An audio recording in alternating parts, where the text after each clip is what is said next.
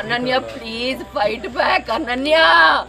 అన్ను పాప అమ్మొచ్చింది, అమ్మ గొంతు విను బిడ్డ, నీ దండం పెడితేనే కన్నా.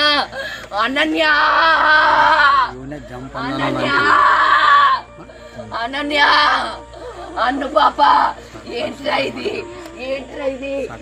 ಬಂಧುಗಳೇ ನಮಸ್ಕಾರ, ಹೇಗಿದ್ದೀರಿ ನೀವೆಲ್ಲರೂ? ನಾನು ಸುಬ್ರಹ್ಮಣ್ಯ ಎಸ್ ಹಂಡಿಗೆ. ಬಂಧುಗಳೇ, ಮನುಷ್ಯ ಅದೆಷ್ಟೇ ದೊಡ್ಡವನಾದ್ರೂ ಕೂಡ ಪ್ರಕೃತಿಗಿಂತ ಎಂದಿಗೂ ಕೂಡ ದೊಡ್ಡವನಾಗೋದಿಕ್ಕೆ ಸಾಧ್ಯವೇ ಇಲ್ಲ. ಹೀಗಾಗಿ ಎಂದಿಗೂ ಕೂಡ ಪ್ರಕೃತಿಗೆ ಸವಾಲನ್ನ ಹಾಕೋದಿಕ್ಕೆ ಹೋಗಬಾರದು.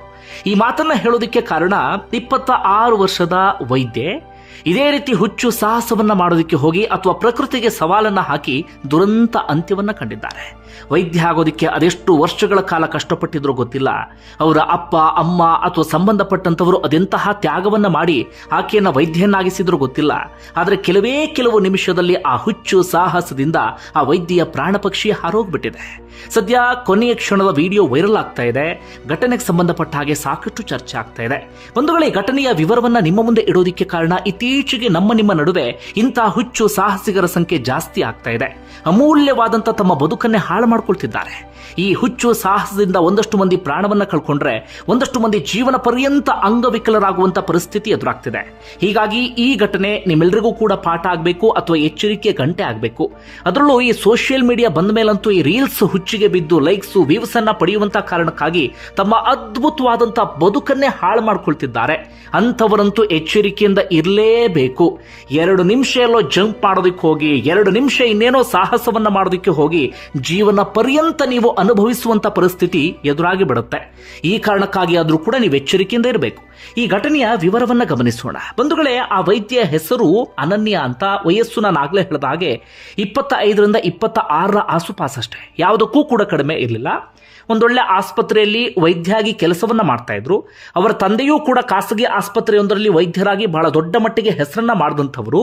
ಹಣಕ್ಕಾಗ್ಲಿ ಶ್ರೀಮಂತಿಕೆಗಾಗ್ಲಿ ಯಾವುದಕ್ಕಂದ್ರೆ ಯಾವುದಕ್ಕೂ ಕೂಡ ಕಡಿಮೆ ಇಲ್ಲ. ಸ್ವತಃ ಈ ಅನನ್ಯ ಭರತನಾಟ್ಯ ಕಲಾವಿದೆ ಕೂಡ ಹೌದು. ಹಾಗೆ ವಿಪರೀತವಾದಂತಹ ರೀಲ್ಸ್ ಹುಚ್ಚು ಕೂಡ ಇತ್ತು. ಸೋಷಿಯಲ್ ಮೀಡಿಯಾದಲ್ಲೂ ಕೂಡ ತಕ್ಕ ಮಟ್ಟಿಗೆ ಹೆಸರನ್ನ ಮಾಡಿದಂಥವರು ಅನನ್ಯ. ಈ ರೀತಿಯಾಗಿ ಎಲ್ಲವೂ ಕೂಡ ಇದ್ದಂಥ ಅನನ್ಯ ಕರ್ನಾಟಕಕ್ಕೆ ಪ್ರವಾಸಕ್ಕೆ ಅಂತ ಬಂದಿದ್ರು. ಅದರಲ್ಲೂ ಕೂಡ ದೇವರ ಭಕ್ತಿ ಆದ ಕಾರಣಕ್ಕಾಗಿ ಅಥವಾ ರಾಮ ಹಾಗೆ ಹನುಮನ ಭಕ್ತಿ ಆದಂತಹ ಕಾರಣಕ್ಕಾಗಿ ಈ ಕೊಪ್ಪಳದ ಒಂದಷ್ಟು ಭಾಗದಲ್ಲಿ ಇವರು ಪ್ರವಾಸವನ್ನ ಮಾಡ್ತಾ ಇದ್ರು ಸ್ನೇಹಿತರ ಜೊತೆಗೆ. ಪ್ರಮುಖವಾಗಿ ಈ ಅಂಜನಾದ್ರಿ ಬೆಟ್ಟ, ಪಂಪಾ ಸರೋವರ ಇಲ್ಲೆಲ್ಲ ಕಡೆಗಳಲ್ಲೂ ಕೂಡ ಹೋಗಬೇಕು ಅಂತ ಬಂದಿರ್ತಾರೆ. ಮಂಗಳವಾರ ತನ್ನ 2 ಸ್ನೇಹಿತರ ಜೊತೆಗೆ ಸಣಾಪುರ ಎನ್ನುವಂಥ ಭಾಗಕ್ಕೆ ಬರ್ತಾರೆ. ಈ ಗಂಗಾವತಿ ತಾಲೂಕಿನಲ್ಲಿ ಸಣಾಪುರ ಅಂತ ಇದೆ. ಈ ತುಂಗಾಭದ್ರಾ ನದಿ ಹರಿಯುತ್ತಲ್ಲ, ಆ ಭಾಗದ ಒಂದು ಸಣಾಪುರ ಎನ್ನುವಂಥ ಭಾಗ. ಅಲ್ಲಿಗೆ ಬಂದಿದ್ದಾರೆ. ಆ ತುಂಗಾಭದ್ರಾ ನದಿಯ ಪಕ್ಕದಲ್ಲೇ ಇರುವಂತಹ ರೆಸಾರ್ಟ್ ಒಂದರಲ್ಲಿ ಅವರು ಉಳ್ಕೊಂಡಿದ್ದಾರೆ. ಅದಾದ ಬಳಿಕ ಬುಧವಾರ ಬೆಳಗ್ಗೆ ಮುಂಚೆಲೆ ತುಂಗಾಭದ್ರಾ ನದಿ ಹತ್ರ ಬಂದಿದ್ದಾರೆ. ಈ ಕಲ್ಲು ಬಂಡೆಗಳ ನಡುವೆ ಬಂದು ನಿಂತ್ಕೊಂಡಿದ್ದಾರೆ. ತುಂಗಾಭದ್ರಾ ಆ ನದಿಯ ಆ ಸೌಂದರ್ಯವನ್ನ ಸವಿತಾ. ಹೀಗೆ ಆ ತುಂಗಾಭದ್ರಾ ನದಿಯನ್ನ ನೋಡ್ತಾ ನೋಡ್ತಾ ಏನನ್ಸ್ತು ಏನೋ ಗೊತ್ತಿಲ್ಲ, ಅನನ್ಯ ಒಂದು ನಿರ್ಧಾರವನ್ನ ತೆಗೆದುಕೊಂಡು ಬಿಡ್ತಾರೆ. ಈಗ ಗೊತ್ತಾಗ್ತಿರುವಂತಹ ವಿಚಾರ ಅಂದ್ರೆ ರೀಲ್ಸ್ ಮಾಡುವಂತಹ ಉದ್ದೇಶದಿಂದ ಅಥವಾ ರೀಲ್ಸ್ ವೈರಲ್ ಆಗ್ಲಿ ಎನ್ನುವ ಕಾರಣಕ್ಕಾಗಿ ಹಾಗೆ ಮಾಡಿದ್ರು ಅಂತ ಅವ್ರಿಗೆ ಸಂಬಂಧಪಟ್ಟಂತವ್ರು ಹೇಳ್ತಿದ್ದಾರೆ. ಅದಕ್ಕೆ ಸಂಬಂಧಪಟ್ಟ ಇನ್ನೂ ಕೂಡ ಕ್ಲಾರಿಟಿ ಸಿಕ್ಕಿಲ್ಲ. ಒಟ್ಟಾರೆಯಾಗಿ ಆ ಕಲ್ಲು ಬಂಡೆಯ ಮೇಲೆ ನಿಂತ್ಕೊಳ್ತಾರೆ. ನಿಂತ್ಕೊಳ್ತಾ ಇದ್ದ ಹಾಗೆ ಹಿಂದೆ ಒಬ್ರು ವಿಡಿಯೋ ಮಾಡ್ತಿರ್ತಾರೆ, ಮುಂದೆ ಒಬ್ರು ವಿಡಿಯೋ ಮಾಡ್ತಿರ್ತಾರೆ. ಅಲ್ಲಿದ್ದಂಥವರು 1 2 3 ಜಂಪ್ ಅಂತ ಹೇಳಿ ಹೇಳ್ತಾರೆ. ಈ ಅನನ್ಯ ಕೂಡ ಅವರು ಈ ರೀತಿಯಾಗಿ 1 2 3 ಅಂತಿದ್ದ ಹಾಗೆ ಮೇಲಿಂದ ಕೆಳಗಡೆ ಜಂಪ್ ಮಾಡ್ತಾರೆ. ಹೆಚ್ಚು ಕಡಿಮೆ 20 ಅಡಿ ಕೆಳಗಡೆ ಅವರು ಹಾರ್ತಾರೆ. ಕೆಳಗಡೆ ಹಾರ್ತಾ ಇದ್ದ ಹಾಗೆ ಒಂದು ಸ್ವಲ್ಪ ಹೊತ್ತು ಈಜಾಡ್ತಾರೆ. ಅಬ್ಬಬ್ಬ ಅಂದ್ರೆ ಒಂದು 40ರಿಂದ 50 ಸೆಕೆಂಡ್ ಈಜಾಡಿರಬಹುದು. ಕೈಯೆಲ್ಲ ಮೇಲ್ಗಡೆ ಆಡಿಸಿದ್ದಾರೆ, ಕಾಲನ್ನು ಕೂಡ ಆಡಿಸಿದ್ದಾರೆ. ಹೀಗಾಗಿ ಸ್ನೇಹಿತರಿಗೆ ಯಾವುದೇ ರೀತಿಯಲ್ಲೂ ಕೂಡ ಅನುಮಾನ ಬಂದಿಲ್ಲ, ಚೆನ್ನಾಗಿ ಈಜ್ತಿದ್ದಾಳೆ ಎನ್ನುವ ಕಾರಣಕ್ಕಾಗಿ ಅವರು ಆರಾಮಾಗಿ ನಗ್ತಾ ವಿಡಿಯೋವನ್ನ ಮಾಡ್ತಾ ಇರ್ತಾರೆ. ಹಾಗೆ ಈ ಅನನ್ಯಗೆ ಈ ಪರಿಯಾದಂಥ ಕಾನ್ಫಿಡೆನ್ಸ್ ಯಾವ ಕಾರಣಕ್ಕಾಗಿ ಅಂದ್ರೆ ಒಳ್ಳೆ ಸ್ವಿಮ್ಮರ್ ಅಂತೆ. ಆದರೆ ನಾವೆಲ್ಲರೂ ಅರ್ಥ ಮಾಡ್ಕೊಳ್ಬೇಕಾಗಿರುವಂಥ ವಿಚಾರ ಏನು ಗೊತ್ತಾ? ನೀವೆಲ್ಲರೂ ಗಮನಿಸಲೇಬೇಕಾಗಿರುವಂಥ ವಿಚಾರ, ನೀವು ಸ್ವಿಮ್ಮಿಂಗ್ ಪೂಲ್ನಲ್ಲಿ ಸ್ವಿಮ್ ಮಾಡೋದಿಕ್ಕೂ ಹರಿಯುವ ನೀರಿನಲ್ಲಿ ಸ್ವಿಮ್ ಮಾಡೋದಿಕ್ಕೂ ಬಹಳ ವ್ಯತ್ಯಾಸ ಇರುತ್ತೆ. ನೀರು ಒಂದು ಕಡೆಗೆ ಹರಿತಾ ಇರುತ್ತಲ್ಲ, ಅದರ ವಿರುದ್ಧ ದಿಕ್ಕಿನಲ್ಲಿ ನಾವು ಈಜಬೇಕು ಅಂದ್ರೆ ಅಷ್ಟು ಸುಲಭ ಅಲ್ವೇ ಅಲ್ಲ. ಅದರಲ್ಲಿ ಯಾರು ಚೆನ್ನಾಗಿ ಕಲೆಯನ್ನ ಕರಗತ ಮಾಡ್ಕೊಂಡಿರ್ತಾರೋ ಅಂಥವ್ರಿಗೆ ಮಾತ್ರ ಸಾಧ್ಯ. ಹೀಗಾಗಿ ದಯವಿಟ್ಟು ಹೇಳ್ತೀನಿ, ಸ್ವಿಮ್ಮಿಂಗ್ ಪೂಲ್ನಲ್ಲಿ ಈಜ್ತಿದ್ದೀರಿ ಅಂದ ಮಾತ್ರಕ್ಕೆ ನೀವು ಒಳ್ಳೆ ಸ್ವಿಮ್ಮರ್, ಒಳ್ಳೆ ಈಜುಪಟು ಅಂತ ಅಂದ್ಕೊಳ್ಳೋಕೆ ಹೋಗಬೇಡಿ. ಕಂಡಲ್ಲಿ ಧುಮುಕೋದಿಕ್ಕೆ ಹೋಗಬೇಡಿ. ಪ್ರಕೃತಿಯ ವಿಸ್ಮಯಗಳನ್ನ, ಪ್ರಕೃತಿಯ ಒಂದಷ್ಟು ಇದನ್ನ ನಾವು ಅರ್ಥ ಮಾಡ್ಕೊಳ್ಳೋಕೆ ಎಂದಿಗೂ ಕೂಡ ಸಾಧ್ಯ ಇಲ್ಲ. ಇಲ್ಲೂ ಕೂಡ ಹಾಗೆ ಆಗಿದೆ. ಅನನ್ಯ ಕೆಳಗಡೆ ಜಂಪ್ ಮಾಡಿದ್ದಾರೆ, ಒಂದಷ್ಟು ಹೊತ್ತುಗಳ ಕಾಲ ಈಜಿದ್ದಾರೆ. ಅದಾದ ಬಳಿಕ ಅನನ್ಯ ಎಲ್ಲೂ ಕೂಡ ಕಾಣಿಸಿಲ್ಲ.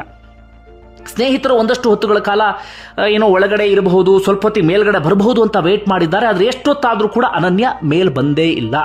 ಅನನ್ಯಗೆ ಎಲ್ಲಿ ಏನಾಯ್ತು ಅನ್ನೋದು ಈ ಕ್ಷಣಕ್ಕೂ ಕೂಡ ಗೊತ್ತಿಲ್ಲ. ಯಾವುದಾದ್ರೂ ಸುಳಿಲ್ ಸಿಕ್ಕಾಕೊಂಡು ಬಿಟ್ರಾ ಅಥವಾ ಸುಸ್ತಾದಂತಹ ಕಾರಣಕ್ಕೆ ಒಳಗಡೆ ಹೋಗಿಬಿಟ್ರ, ಯಾವುದು ಕೂಡ ಅರ್ಥ ಆಗ್ತಾ ಇಲ್ಲ. ತಕ್ಷಣವೇ ಅಲ್ಲಿ ಸ್ಥಳೀಯರಿಗೆ ಮಾಹಿತಿಯನ್ನು ನೀಡಿದ್ದಾರೆ. ಅವರು ಕೂಡ ಬಂದು ಹುಡುಕಾಡೋದಕ್ಕೆ ಶುರು ಮಾಡಿಕೊಂಡಿದ್ದಾರೆ. ನಿರಂತರವಾದಂತಹ ಹುಡುಕಾಟ ಆರಂಭ ಆಗಿದೆ. ಹೆಚ್ಚು ಕಡಿಮೆ 30 ಗಂಟೆಯವರೆಗೂ ಕೂಡ ಅವರ ದೇಹವೂ ಕೂಡ ಸಿಕ್ಕಿರಲಿಲ್ಲ. ಅಂತಿಮವಾಗಿ 30 ಗಂಟೆಯ ನಂತರ ಅನನ್ಯ ದೇಹ ಇದೀಗ ಪತ್ತೆಯಾಗಿದೆ. ಆ ಕುಟುಂಬಸ್ಥರ ಆಕ್ರಂದನವನ್ನಂತೂ ನೋಡೋದಕ್ಕೆ ಸಾಧ್ಯವೇ ಆಗ್ತಾ ಇಲ್ಲ. ನಂಬಿ ಕಳಿಸಿದ್ದೆ ಈ ರೀತಿಯಾಗಿ ಆಗಿಬಿಡ್ತು ಎನ್ನುವಂಥ ಮಾತನ್ನ ಕುಟುಂಬಸ್ಥರು ಹೇಳ್ತಿದ್ದಾರೆ. ನೀವು ಯೋಚನೆ ಮಾಡಿ, ವೈದ್ಯೆ, ಆರಾಮಾಗಿ ದುಡಿತಾ ಇದ್ದಂಥ ಹೆಣ್ಣುಮಗಳು, ತನ್ನದೇ ಆದಂಥ ರೀತಿಯಲ್ಲಿ ಬದುಕನ್ನು ಕಟ್ಕೊಂಡಿದ್ದಂಥ ಹೆಣ್ಣುಮಗಳು ಈ ರೀತಿಯಾಗಿ ಇದ್ದಕ್ಕಿದ್ದ ಹಾಗೆ ಯಾವುದೋ ಹುಚ್ಚು ಸಾಹಸವನ್ನ ಮಾಡೋದಕ್ಕೆ ಹೋಗಿ ಪ್ರಾಣ ಕಳ್ಕೊಂಡಾಗ ಅವರ ಅಪ್ಪ ಅಮ್ಮನ ಪರಿಸ್ಥಿತಿ ಹೇಗಾಗಿರ್ಬೇಡ ಅಂತ ಹೇಳಿ ಸದ್ಯ ಅಪ್ಪ ಅಮ್ಮನ ಸ್ಥಿತಿ ಹಾಗೆ ಆಗಿದೆ. ಸದ್ಯ ಘಟನೆಗೆ ಸಂಬಂಧಪಟ್ಟ ಹಾಗೆ ಯಾವುದೇ ಕ್ಲಾರಿಟಿಯೂ ಕೂಡ ಸರಿಯಾದ ರೀತಿಯಲ್ಲಿ ಸಿಗ್ತಾ ಇಲ್ಲ. ಕೇವಲ ಸ್ವಿಮ್ ಮಾಡುವಂಥ ಉದ್ದೇಶದಿಂದ ಅನನ್ಯ ಕೆಳಗಡೆ ಜಂಪ್ ಮಾಡಿದ್ರು, ಅಥವಾ ಆ ನದಿಯನ್ನು ನೋಡ್ತಾ ಇದ್ದ ಹಾಗೆ ಅಟ್ರಾಕ್ಟ್ ಆಗಿ ಅಥವಾ ಮನಸೋತು ನದಿಗೇನಾದರೂ ಜಂಪ್ ಮಾಡಿದ್ರು, ಅಥವಾ ರೀಲ್ಸ್ ಮಾಡುವಂಥ ಉದ್ದೇಶದಿಂದಲೇ ಜಂಪ್ ಮಾಡಿದ್ದ, ಅಥವಾ ಮಾನಸಿಕವಾದಂಥ ಸ್ಥಿತಿ ಅಂದರೆ ಇತ್ತೀಚೆಗೆ ಏನಾಗಿದೆ, ವರ್ಕ್ ಪ್ರೆಷರ್ ಕಾರಣಕ್ಕಾಗಿ ಅಥವಾ ಬೇರೆ ಬೇರೆ ಕಾರಣಗಳಿಗಾಗಿ ತೀರಾ ಒತ್ತಡಕ್ಕೆಲ್ಲರೂ ಕೂಡ ಸಿಕ್ಕಾಕೊಂಡಿರ್ತಾರೆ. ಅಂಥದ್ದೊಂದು ಒತ್ತಡದಿಂದ ಉದ್ದೇಶಪೂರ್ವಕವಾಗಿ ಏನಾದರೂ ಜಂಪ್ ಮಾಡಿ ಈಜು ಗೊತ್ತಿದ್ರೂ ಕೂಡ ಕೊನೆಗೆ ಈಜಬಾರ್ದು ಅಂತ ನಿರ್ಧಾರವನ್ನು ತೆಗೆದುಕೊಂಡು ತಮ್ಮ ಪ್ರಾಣವನ್ನು ತಾವು ಕಳ್ಕೊಂಡ್ರ, ಯಾವುದೂ ಅರ್ಥ ಆಗ್ತಿಲ್ಲ. ಆದರೆ ಆ ದೃಶ್ಯವನ್ನು ಗಮನಿಸ್ತಾ ಇದ್ರೆ ಹಾಗೆ ಅನಿಸ್ತಾ ಇಲ್ಲ. ಸ್ನೇಹಿತರು ನಗ್ತಾ ಇರ್ತಾರೆ. ಅನನ್ಯ ಕೂಡ ಜಂಪ್ ಮಾಡೋ ಸಂದರ್ಭದಲ್ಲಿ ಖುಷಿಯಾಗಿ ಇರ್ತಾರೆ. ಒಂದು 2 ಸೆಕೆಂಡ್ ಯೋಚನೆ ಮಾಡಿ ತಕ್ಷಣ ಜಂಪ್ ಮಾಡ್ತಾರೆ. ಹೀಗಾಗಿ ಇದು ರೀಲ್ಸ್ ಹುಚ್ಚಿಗೆ ಈ ರೀತಿಯಾಗಿ ಪ್ರಾಣ ಕಳ್ಕೊಂಡ್ರು ಅನ್ನೋದು ಬಹಳ ಸ್ಪಷ್ಟ. ಯಾಕಂದ್ರೆ ಇನ್ಸ್ಟಾಗ್ರಾಮ್ನಲ್ಲಿ ಸಿಕ್ಕಾಪಟ್ಟೆ ಆಕ್ಟಿವ್ ಆಗಿದ್ದಂಥ ಹೆಣ್ಮಗಳು, ಡ್ಯಾನ್ಸ್ ಇಂದ ಹಿಡಿದು ಬೇರೆ ಬೇರೆ ಕಲೆಯನ್ನು ಕೂಡ ಪ್ರದರ್ಶನವನ್ನ ಮಾಡ್ತಾ ಇದ್ರು. ಈ ಕಾರಣಕ್ಕಾಗಿ ರೀಲ್ಸ್ ಹುಚ್ಚಿಗೆ ಪ್ರಾಣವನ್ನ ಕಳ್ಕೊಂಡ ಹಾಗೆ ಕಾಣಿಸ್ತಾ ಇದೆ. ಇನ್ನು ಅಲ್ಲಿ ಹಿನ್ನೆಲೆಯನ್ನು ಚುಟುಕಾಗಿ ಹೇಳಿ ವಿಡಿಯೋವನ್ನ ಮುಗಿಸ್ತೀನಿ ಕೇಳಿ. ಯಾವ ಕಾರಣಕ್ಕಾಗಿ ಅಂದ್ರೆ ಈ ಹೆಣ್ಣುಮಗಳೇನು ಸಾಮಾನ್ಯವಾದ ಹೆಣ್ಣುಮಗಳಲ್ಲ. ಅನನ್ಯ ತಂದೆ ಹೈದರಾಬಾದ್ನಲ್ಲಿ ಬಹಳ ದೊಡ್ಡ ಮಟ್ಟಿಗೆ ಹೆಸರನ್ನು ಮಾಡಿರುವಂಥ ವೈದ್ಯರು. ನಾನು ಆಗಲೇ ಹೇಳಿದಾಗೆ ಅನನ್ಯ ಕೂಡ ವೈದ್ಯಾಗಿ ಕೆಲಸವನ್ನ ಮಾಡ್ತಾ ಇದ್ರು. ಜೊತೆಗೆ ಡ್ಯಾನ್ಸರ್ ಕೂಡ ಹೌದು, ಒಳ್ಳೆ ಡ್ಯಾನ್ಸರ್, ಜೊತೆಗೆ ಭರತನಾಟ್ಯ ಕಲಾವಿದೆ. APJ ಅಬ್ದುಲ್ ಕಲಾಂ ಕೂಡ ಇವರ ಡ್ಯಾನ್ಸ್ಗೆ ಮನಸೋತು ಈ ಹಿಂದೆ ಆಟೋಗ್ರಾಫ್ ಕೊಟ್ಟಂತ ಫೋಟೋಸ್ಗಳು ಕೂಡ ಇದೀಗ ವೈರಲ್ ಆಗ್ತಾ ಇದ್ದಾವೆ. ಜೊತೆಗೆ ಅನನ್ಯ ಕುಟುಂಬಸ್ಥರು ಹೈದರಾಬಾದ್ನ ಕಾಂಗ್ರೆಸ್ನ ಹಾಲಿ ಶಾಸಕರೊಬ್ಬರ ಸಂಬಂಧಿ ಕೂಡ ಹೌದು, ಮಾಜಿ ಶಾಸಕರೊಬ್ಬರ ಆಪ್ತ ಸಂಬಂಧಿ ಕೂಡ ಹೌದು. ಅವರು ಕೂಡ ಈಗ ಇಂಥದ್ದೆಲ್ಲ ಘಟನೆ ಆಗ್ತಾ ಇದ್ದ ಹಾಗೆ ಬಂದಿದ್ದಾರೆ. ಈ ರೀತಿಯ ಎಲ್ಲವೂ ಕೂಡ ಇತ್ತು. ಯಾವುದಕ್ಕಂದ್ರೆ ಯಾವುದಕ್ಕೂ ಕೂಡ ಕಡಿಮೆ ಇರದಂಥ ಹೆಣ್ಣುಮಗಳು ಕರ್ನಾಟಕಕ್ಕೆ ಪ್ರವಾಸಕ್ಕೆ ಬಂದು ಒಂದು ಹುಚ್ಚು ಸಾಹಸ, ಕೆಲವೇ ಕ್ಷಣದೊಂದು ಮೂರ್ಖ ನಿರ್ಧಾರ ಇಂಥದ್ದೊಂದು ಪರಿಸ್ಥಿತಿಗೆ ಕಾರಣ ಆಯಿತು.